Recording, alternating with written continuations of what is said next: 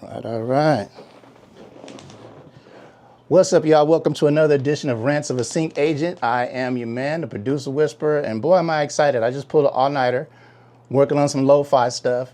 I love making lo-fi, man. Shout out to everybody that loves making lo-fi in the comments. Hit me in the comments if you're a lo-fi genius. You know, I talk to you guys about a lot of stuff, right? And I came to the realization that a lot of you guys are at the point where you're right at the beginning of sync. You really don't know where to start, you know, what first steps to take. All you know is that you want to get your music on television. So I decided to do this first rant about what would I do if I was starting in the sync right now versus back in the day. Now, let me give you a little bit of back in the day before we get started on that. Back in the day was so crucial for me that I had to leave where I was leaving to come to LA to pursue music, right? So those of you that are old school, you know, like the only way that you were able to like really get into doing music or acting is like you had to go to New York or come to LA, you know, where the industries were. If you lived in middle America, I was in Arizona at the time, there was really no avenue. There were no record labels there. There were no companies, no management companies, nothing like that, right? So, you know, I had to come to LA. And then once I got to LA, it was, you know, once sync crossed my table, then it was physically moving. We were like physically going to these production companies and physically meeting these music supervisors, going to lunch with them, sending them flowers and cards on their birthdays, that kind of stuff, really building up the relationships, you know, meeting the editors, the guys that were actually chopping the music up and putting it in television or whatever. And, you know, but it took leaving home. So there was a huge sacrifice, you know, involved in that. I had to leave my family, friends, all that kind of stuff, come out here to LA, the unknown, this and that. I was 37 years old at the time. You know, I could just pile on top of that. There was a whole bunch of drama. Family was tripping. I had just broke up, got out of a bad relationship. You know, baby mama was tripping with my son. All kinds of stuff was happening at that time that I came out here, right? Just because I had to leave and, you know, to pursue what I wanted to pursue. You guys don't have to do that, fortunately, because sync is a whole different ball game now. Like back in the day, it was cool because I was in that beginning wave of producers that fortunately got to put our music on TV. Way back in the day, MTV, and you can correct me if I'm wrong in the comments, MTV was the first network that really wanted to use music that the viewers were listening to. You know, they had a young, hip audience and they wanted their background music to reflect that, right? So they slowly but surely started outsourcing, and I was part of that first wave of people that got to submit music to television and get placements like that. And they you know, these music supervisors back in the day, they didn't have us. So they didn't have stockpiles of music. They didn't have their own catalogs, their own teams, and this and that. As a matter of fact, before us, when it came to making hip, cool music for television, it used to be the composers that did it. So the composers are the ones that did music for like The Price is Right or The Young and the Restless or, you know, Gilligan's Island or, you know, these types of shows. But they were composers, very, very musical. If you listen to all of the music from way back in the day, extremely musical, very complicated. Yeah, these guys were the ones that did it. So a lot of the times the music came out really corny. So MTV, the guys over at the people that over at MTV, they were like, you know, we want our music to sound hip. So I was part of that first wave. I believe I was on the second season of Real World. And man, they used to just take all the beats we would send, man. We would send beats that were 3.5 minutes long with no sting outs on them. As long as they fit the genre and the vibe, they were taking the mugs, and the editors would chop them up for us, you know, and even add stingers on the end for us. Of course, that wasn't going to last. Eventually, the popularity of sync got up. And so, yeah, that's how I had to do it. I had to physically go to these places. I had to physically meet these people. I had to physically, you know, move my body around. You guys don't have to do that. So shout out to y'all for not having to do that. Sync is a lot more popular now, but I do feel like even though there was I feel like a more like of a thirsty type of need back in the day. They were like, oh, we need this music. Now, you know, the average music supervisor, they've been collecting music for years. They got their little squad of people that they're using. You know, they got a stockpile of music that they can go to, people that they can count on, that type of thing or whatever. So it's not as easy to get in, you know, but fortunately, television is always being created, ads are always being created, video games are always being created, sports music, so on, sports programming, and so on and so forth. So there's always a need for music for television and music for media. So that's a good thing. I don't want you guys to be discouraged thinking like, I've heard people online talking about, oh, it's saturated. I see so many producers, like, I don't want to get into it because I'm not going to get no placements or whatever. Like, well, I mean, if you're setting yourself up for failure before you even get started, then, go ahead and fail then. But you got to go into it with the attitude, like, I'm going to make this happen. I'm going to be patient. I'm going to do what I need to do. So with all that being said, I like to rant, right?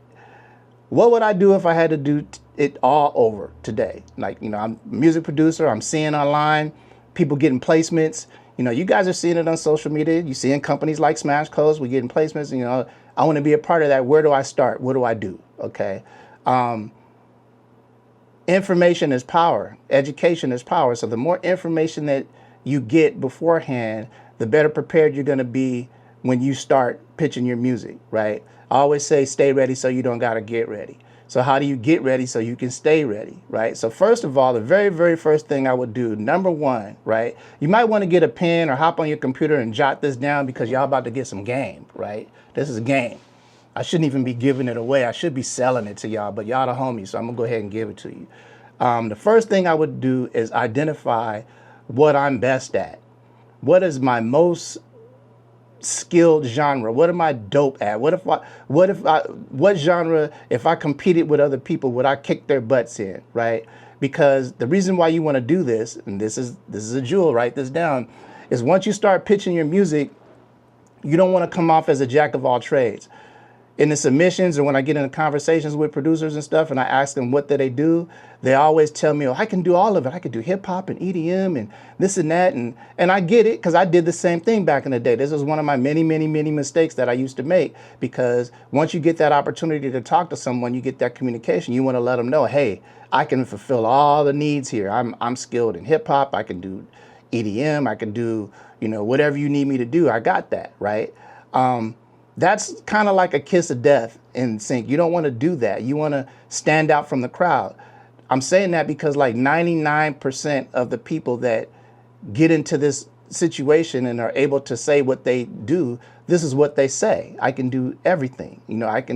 I'm multi-genre. That's the term they like to use. That's cool for later on, but at the beginning, you need to be a specialist. You need to be just what you want when you want something done. When you go to the dentist and you're sitting there laying back with your mouth open and the dentist is giving you a root canal, you don't want your dentist talking about, hey man, I can do, it's tax time, and if you need some taxes done, I could do that. Or, hey, I seen your car in the parking lot, it's got a dent in it, I do body repair, I could pull that dent out. I used to have a body shop back in the, you don't want that, man. You want a specialist to come do whatever it is that you want them to do, and you want them to be a specialist at a high level. When we go to the doctor, we used to go to the doctor back in the day, and the doctor would do everything. You go to the doctor and be like, oh, doctor, oh, you need a shot, and the doctor give you a shot or whatever.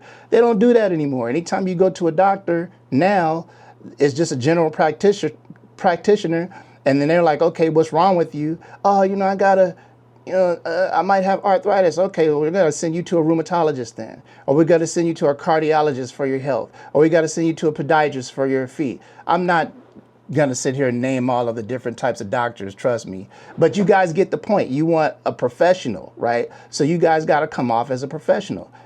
So when you talk to people, you tell them, I specialize in lo-fi. I'm a lo-fi genius. I can give you all that. And then, so that's the first thing I would do. I would identify what type of music I specialize in, right? Once I did that, then I would make sure I have a nice large stockpile of that music. So before I went in and started making that music, I would hop online and do my due diligence and look up as many music libraries as I can. And this is easy. You can look up, Smash Coast is not a music library, but you can look up any sync agency companies, music libraries, whatever, whoever's using media.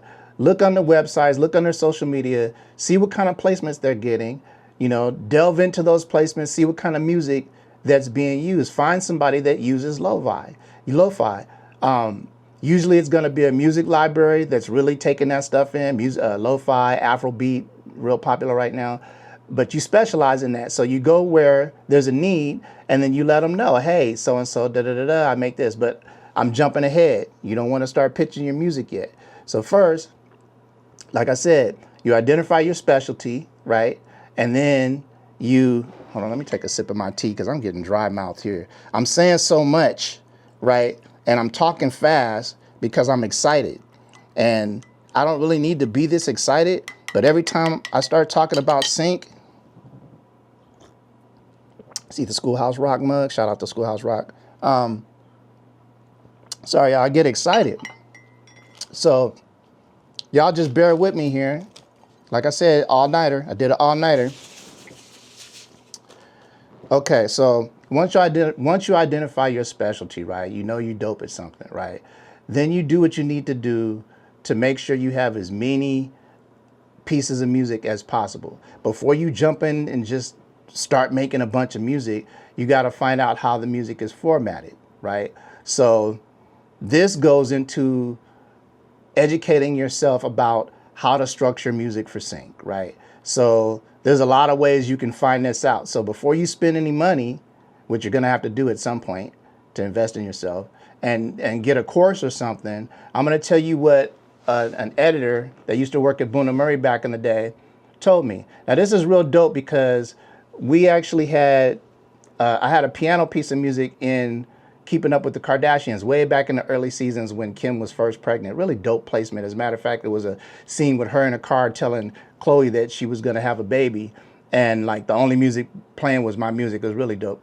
But so the music editor told me that the best way to really figure out how to make music for TV is to go ahead and put on your favorite show or put on a television show, half-hour show, right? Turn it on, watch the show with your eyes closed. Don't watch the show, listen to it. Now you'd be amazed how fast, even though you've probably never done anything like this, how fast your ears are gonna tune into the music and how the music is being used. You're gonna learn so much doing this.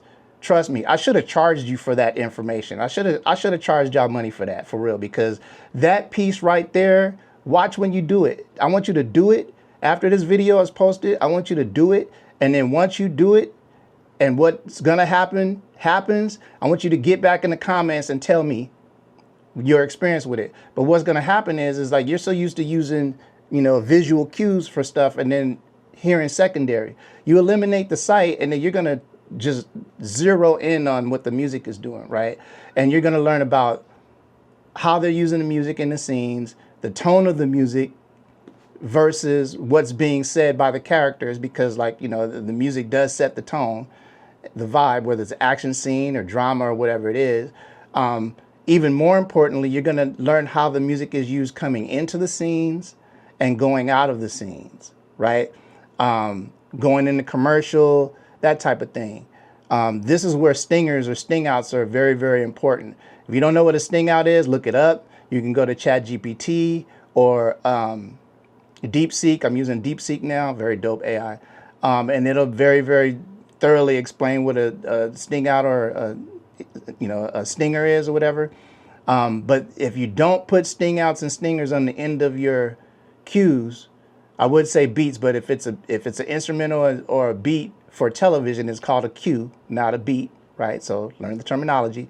So if you don't put stingers on your cues, you're probably not going to get the placement, right? Because putting stingers on your cues actually always makes the person that you're sending the music to know that you know about television, that you know that you're making music for television versus just making music. I know what I just said was a lot more words than I needed to use, but just bear with me. Like I said, I'm on some all-nighter stuff. I'm not even gonna cut all the uhs and stuff out of this video. I'm gonna start doing that eventually, but I'm just trying to give it to you organic right now because, like I said, I'm sleepy. I need to take a nap after this.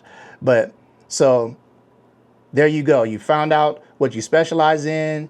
You're ready to stockpile your music, right? Before you stockpile your music, you got to figure out how to make your music. So you format the music correctly. I'm just going to give you a little bit of game real quick about how to format the music correctly. So for television, you don't want to go over 2 minutes, okay? Anything from a minute to 2 minutes is good for television. 2.5 minutes is a little bit much. And the reason why is because if you look at how the music is used on television, it's used in seconds, right? So they might use 10 seconds, 15 seconds. I think one of the longest placements I've ever gotten was like 1 minute and 30 seconds, right? You know, where it's just constantly playing. One of our guys did get like a full 2-minute placements 2-minute placement once, but it was a end credit, so that the show was, I think it was BMF. The show was going off. Taquan Black got like the whole song at the end, but it was a 2-minute song. But yeah, for instrumentals, 2 minutes is long enough. A minute to 2 minutes. You don't want the music supervisor or the editor to sit there and have to dig through a track any longer than that to try to figure out what piece of it he's going to use, because they're not going to use the whole thing 9 times out of 10. They're going to use just a piece of it, right? So 2 minutes is long enough. As far as how to structure this 2-minute beat, no long intros, get in and get out, right? Like a 1 bar, 2 bar intro, because you do want a little intro, right? Don't just jump in. But very, very short, you know, get to the meat of the sandwich, get to the conversation, and then boom, start with the heavy lift. And if you can start with the hook, start with the hook, so the music supervisor or whoever can hear, okay, this is what it is. They can hear all the instrumentation with the hook starting first. That's the whole vibe. They're gonna hear whatever the track is vibing like. They're gonna hear all that. Then after the hook comes, then you break it down to the verse, you know, and then you can come in however you do. But you only do 1 2 1 2. And then put you know, end it, put a stinger on the ending of it, and then get out of there, right?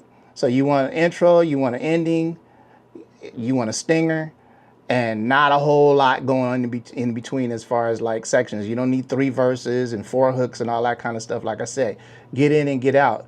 You know, make it exciting to the ear, give it some ear candy. You know, I heard Dr. Dre like years ago say that he'd give you like 15 seconds or something like that. If it don't smack in, you know, 10, 15 seconds, he's not even gonna listen to it. So you might be thinking, oh, when the hook comes, the hook gonna be dope. The hook is gonna grab them.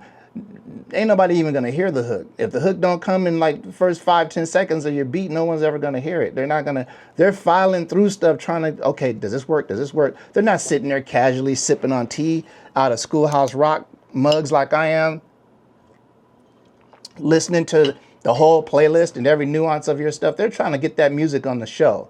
They're trying to, like, is the vibe right, tempo right? Did they follow direction? Get it on there and get it done. Okay, so there you go. So now you figured out your specialty. You figured out that you need to stockpile your music. Now you're figuring out how to make the music to stockpile. You know, you're focused now. You're not just making a bunch of music willy-nilly and then throwing it out there and hoping that it sticks somewhere. You're being very, very focused, right? You've identified the genre that you're going to attack with. You've identified the potential clientele that really needs and is using this genre. Now I've identified the fact that you needed to learn how to properly structure and format your music for television, right? And so now that you've got this done, you got your music stockpile, you got probably 100 beats sitting back right now, right? You got 100 lo-fi beats. They're all mixed and mastered. They're sounding good, because that's another thing. You want to make sure your stuff is sounding industry quality before you go pitching it out, because when they're listening to playlists of music from a bunch of different people, trust me, those different mixes pop out, right? If I grab 10 submissions out of my email right now and put them in iTunes and just listen to them, the mixes are going to be all over the place, right? So of course the good mixes are going to stand out. You know, it doesn't have to be a very complicated cue. It can be like a very simple cue, you know, a tension cue or something like that. But if it's got a good high fidelity mix to it, that's going to translate good for anybody that's listening to it, music supervisor or whoever. Now keep in mind, a lot of these people that are taking music in, they're not like the most musically savvy people all the time. You know, a lot of these people graduated from college and they got these office jobs, you know, and they, not saying that they don't like music, but everybody doesn't have the best ear for music or being able to, you know, pick out certain nuances and that kind of thing. You guys know, right? So, and this is no slide to anybody. It's just the way that it is. You don't know who you're sending the music to. So the better you make it sound in the beginning, the higher your chances are standing out amongst all your competition. Because make no mistake, sync is very competitive. You're not going to just be sending your music out there and it's just your music, right? So that's what I would do at first. So far, I'd be like, okay, what kind of music I want to make? You know, how do I make this music? Who do I send this music to, right? So once I get to the point where it's like, okay, now I'm ready to start sending this music to people, I've already done like half the work, because back before I identified what companies out there need the kind of music that I'm searching for, right? So now we're gonna get to the email part, right? So the email part where you're actually pitching your music is, this is the part where you're introducing yourself to whoever. Now make no mistake, it's not just about your music in sync. Every time you send your music to somebody, they take it and they use it. This is just another step in building a working relationship with them. And I'm gonna tell you, a lot of people think that it's just about the music, and it's not. A lot of companies like mine, these music soups and whoever it is, we love when we get a submission and the music is great. I would love to open up my email, click on that link, and hear some of the best music that I've ever heard, right? That's gonna excite me. But it's only gonna excite me halfway, because I haven't determined yet if that person that sent that music is gonna be a reliable source of more music. Because trust me, if somebody likes your music that much, they want to sign you to a non-exclusive or an exclusive deal and start repping your music, they're going to want you to send more of it, right? So they can keep pitching it out there and keep upping your chances to get possible placements. So yeah, being a reliable source is very, very, very important of that music. Yeah, I know I'm I'm going back to what I was saying before. You guys are with me so far, right? Hit me in the comments if you guys are with me to that point. You're ready to pitch. Oh, okay, we're ready to pitch. My bad. God, I'm tired, y'all. But I'm going to get through this rant. I swear. I'm going to get through it. Okay, so now you're ready to pitch. Same thing with the music playlist. You want your emails to be short and sweet. Jeez, man. I want to pull up some of these emails that are in the submission, because some of them are just ridiculously long. I'll open the email and it's their whole bio. Hi, my name is such and such. I was born in Kansas City. Da da da da. My mother was a this. My father played keyboards. Da da da. Like, no one has time to read all that stuff, right? And that's the whole thing, that in pitching or any kind of interaction that you have with anybody that could potentially use your music, you have to move in a way to where you assume that they're always busy. You got to respect their position and respect their time. So anytime you ask of any of their time by sending them an email, you respect it and you make sure that you take the smallest sliver of their time as possible, and you make sure that it's easy as possible for them to get to your music, hear your music quickly and efficiently, loudly and clearly, and be able to make their decision. Anything else besides that, adding on to that, is going to just put you in the back or put you up under, and somebody that is handling business is going to just rise above you, right? You know, all of it is crucial. Having the music correct is crucial, and the way you pitch it is crucial. So going back to the emails, yeah, you come in with a very short salutation. Hi, my name is such and such. I'm a music producer that specializes in Afrobeat production. I saw that you guys use a lot of Afrobeat on this show, or the shows that you represent. I would love to be able to contribute to da-da-da-da. However you word it. You can use ChatGPT if you want to, right? But you get in and get straight to the point, right? Very, very short paragraph. You say what it is. This is who I am. This is what I specialize in. I would like to send you some music. And then right under that short paragraph, you send them a disco link. Don't send them a Dropbox link. Don't send them a SoundCloud link. Send them a disco link. If you can't get disco, then get on your whatever you need to do. You know, I think the beginner plan is not that much.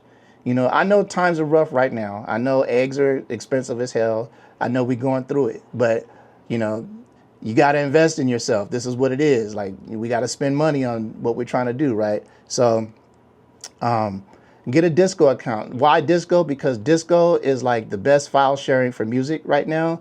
And as far as sync licensing is concerned, disco is industry standard. So every music supervisor, every library, all these companies or whatever are using disco. So it's going to show that you're in the game if you send a disco link. When you send that link, don't send any more than 7 pieces of music, right? Again, the whole idea is to make sure that you're not taking up too much of their time. You know, I've seen 15, oh, let me hit them. 15, 20 pieces, like, okay, so you're assuming that that person has the time to just sit there with their tea and listen to your playlist, like they're not trying to fill the music needs for this TV show, right? They're trying to get as much music across their desk as possible so they can pick the right music for that programming. So you make sure you get in and get out. You pick 7 of your best pieces, short intros. Like I said, the music is set up to where if they're listening to it, they can get right into it. Short intro, boom, you hit with the hook. Okay, that's the vibe. I like this one. I like this one. I like this one. If you send 3 of them, if you send 7 of them and you're banging out on the first 3, they're probably not even going to listen to the last 4. They're going to just take the 7. That's what I'm saying. It doesn't take much for a person like me that listens to hundreds and hundreds and hundreds of pieces of music all the time, that's worked with, a couple thousand producers. Like, there's so much music that has gone in and out of my head that it doesn't take long for me to get it. I can listen to a few seconds and hear where someone's musicality is and that kind of thing. And more importantly, I can hear the vibe. If it's the vibe of something that I'm looking for, that comes through right away. That's energy, right? So if you're able to communicate this with your music quickly and efficiently, then you're going to get on. So like, there it is there. That's where I would start. I would come off as a specialist. I would make sure that my music was ready and formatted correctly and mixed correctly. I'd make sure that I did my due diligence first and I knew who I was going to send the music to. I would make a huge list, probably 100 companies if I could. I would spend a month just collecting companies. I'd sit online and just collect companies, and I'd hit 5, 10, 15 of them a day. Send them playlists, and I would just keep doing that and keep doing that and keep doing that until I won. And the reason why I wouldn't quit, no matter how long it took, I wouldn't give up, is because I can see the need for television. Not only can I see that people, in social media are getting placements that used to not get placements, but I hear music in every piece of media that, I play, Call of Duty music on there, and, Fortnite, and, every television commercial and all that. Like, there's music everywhere. So as long as there's a need for music and media, there's going to be an opportunity for you to get into it. You just got to do what you need to do first to make sure that once you start pitching yourself, that's all you're doing is pitching and waiting for your opportunity. You're not pitching and not getting placements or not getting picked up because you're making these goofy mistakes. Your emails are too long, you're saying too much, or you're not saying the right thing, or you're sending a SoundCloud link, or there's no sting outs on your stuff or whatever, or the mixes are terrible or whatever. It could be one little thing that's not leading you to success. But if you do this stuff in the first place and you make sure you handle your business, then once you get to the point where you're pitching your music, it shouldn't take forever. It could take some time. Like, I've heard instances where a person was pitching for a solid year straight. They had to go back and do some adjustments or whatever, but like, they're pitching. During that time, you got stuff going on. So like, it's very discouraging when you pitch music out and you don't get an answer. Smash Coast does it all the time. It's just because we get a lot of placements, that doesn't mean we still don't get more no's. We've been established in the business for, well over, 2 decades now. Well, not well over, but about two decades now.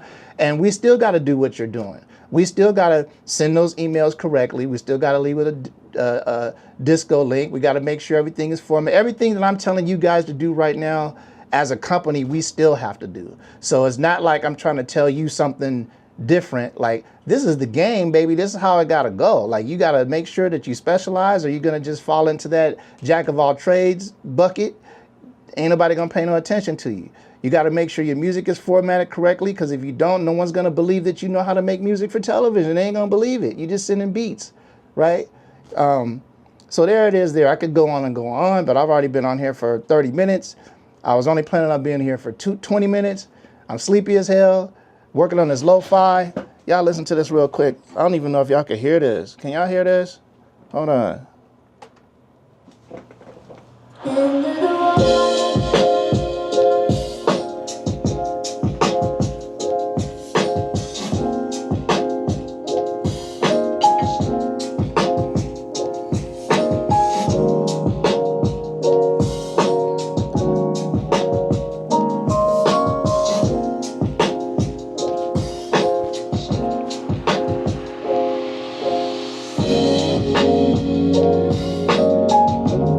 So yeah, there you go right there. I'll just show y'all. So you see how I just came in with the short intro real quick?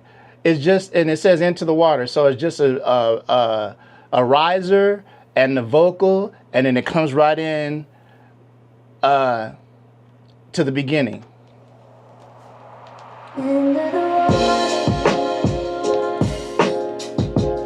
Now, the reason why I didn't come straight in with the hook is because this is so vibey and it's lo-fi, you don't have to do that. And that's basically what the hook sounds like anyway, is the verse, and this is the bridge.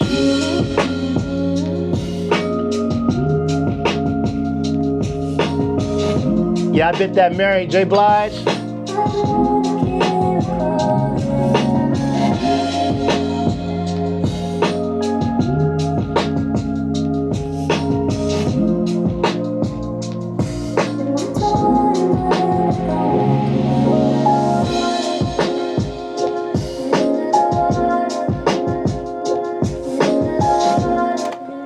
Okay, y'all can't hear no more. But anyway, I'm about to turn this off. I'm about to go take a nap. I'm about to come back when I wake up from my nap and mix this, master it, and send it off. So the next time, I don't even know what I'm gonna be ranting about next time, but it's gonna be something cool. So y'all get in the comments, let me know if you enjoyed this, if it was informative, if you got some game. If so, then hit me in the comments. You know, this is a YouTube channel, so I am trying to get, you know, all of the good stuff that YouTube channels get.